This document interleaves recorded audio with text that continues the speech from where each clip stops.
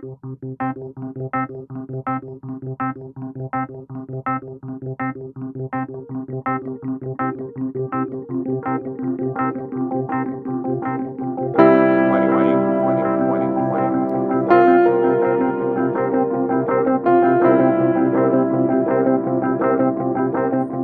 everybody, how are you going today? It is so good to see you, and today we are in the amazing Hyde Park in Sydney. Yes, a little quick trip to Sydney. I thought it was time to finally travel, and today I want to share with you something that's a little bit custom, some might think is a little bit risky, and definitely something that I think you should do on your own choice, on your own risk. Because what we're talking about today here is a do-it-yourself CFexpress Type B card. Here it is.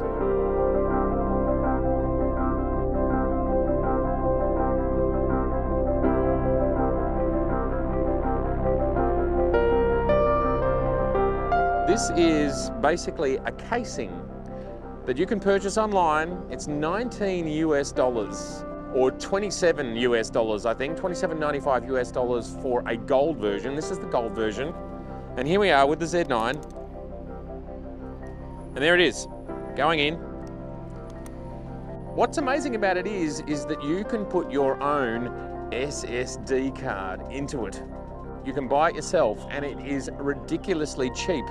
For around 100 Australian dollars, which is something like 67 US dollars, I have been able to create a 256 gigabyte card. Now this is pretty exciting, it's pretty amazing, and you can buy 512s in this format, and I'm not even sure, but you might even be able to go up to 1 terabyte. And the thing is, it's so much cheaper. For example, 256 gigabytes in Australia is something like 400 or 500 Australian dollars. The casing plus the card is around 100, just over 100. So we are talking about storage that is 4 times cheaper, give or take, depending on what storage you buy, ultra fast storage and so on. And this type of storage, which is just a standard SSD that goes into laptops and so on. That is a 256 gigabyte card in a CFexpress Type B enclosure. And we are now going to attempt to seal that up. You just buy it on Amazon, you buy it off the shelf, you buy it from your local PC dealer, if they have it. I think it's a relatively new format. But what's crazy to me is a standard PC thing is fitting inside a CFexpress Type B card.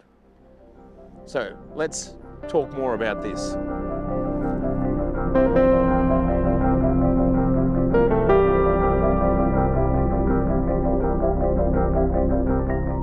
So I bet you're wondering what the performance is like of this card, seeing as it's a DIY, do-it-yourself.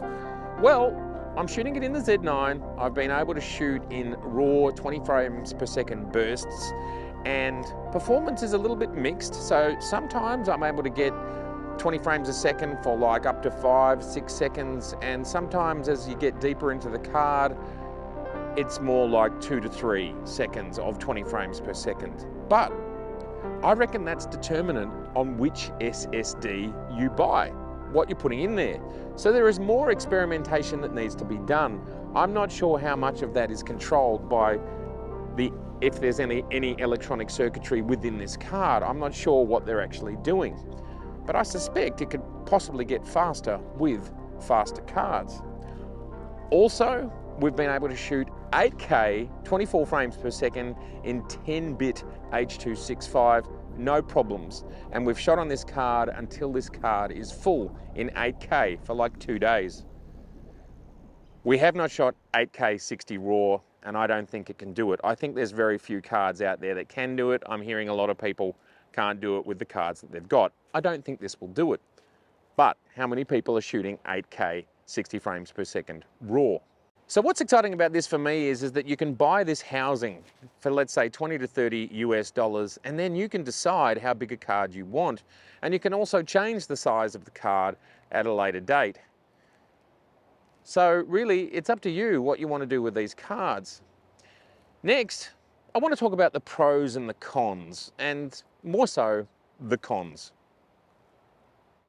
And in the middle of shooting this video, we had the pleasure of finding a kookaburra in the park. Now, this is an Australian native bird, quite hard to find, and there he was just hanging out, waiting for something to move in the undergrowth. He sat there for about 20 minutes and in the end disappeared. They like to have their nests in tree hollows around the 20-metre high mark, a hole in the bank or tree or termite nest, or maybe in a haystack or somewhere in a wall. They mate between September and January, and they have the same mate for life. What's probably most interesting about this viewing of the kookaburra is we are in the middle of the city. Again, this is Hyde Park, and we are in the middle of a city of 5 million people. So it's a bit of a surprise to see one here. Let's talk about the pros and cons of this DIY CFexpress Type B card. My only concern is because the SSD card that I bought was from Samsung, big name. I use Samsung SSDs left, right and centre, and touch wood, none of them have failed in probably 6 or 7 years of usage of all sorts of drives that I use every day. So it's not about the memory. And for me, the biggest con of this product, the biggest weakness of this product is potentially this area right here, this lip right here. And this area here, the materials that are used, I think could perhaps be slightly more robust.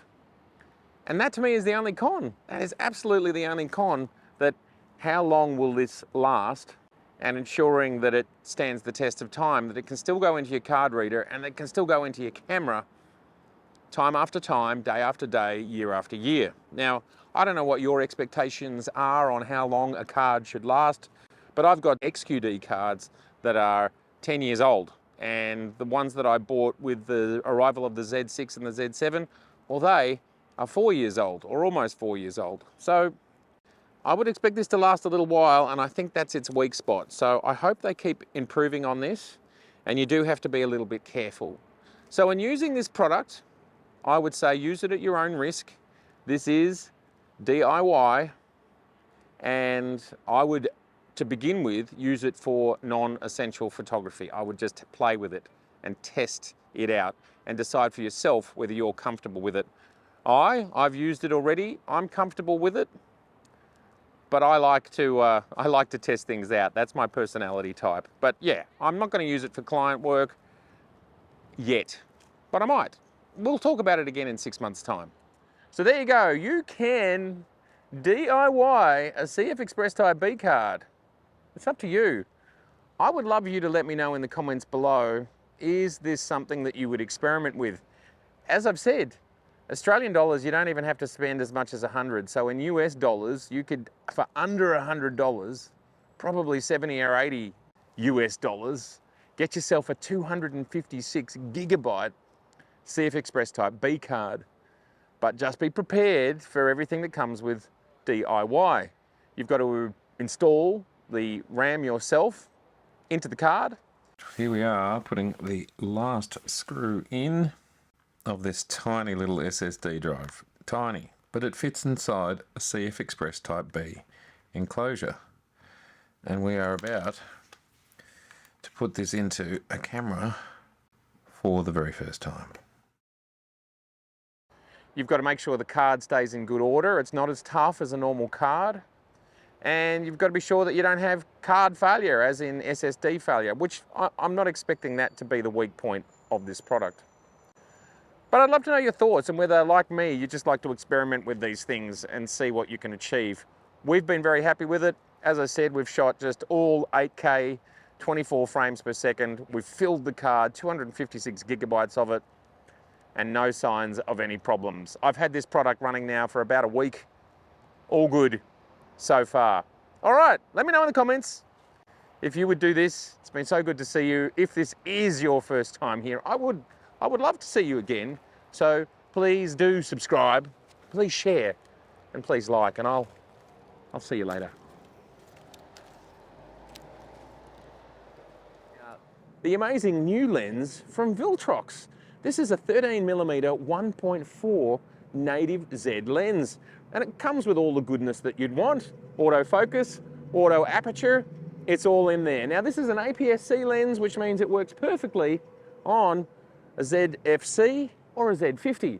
But of course, you can use it on your Z9 or your Z7 in APS-C mode, and you still get 19.5 megapixels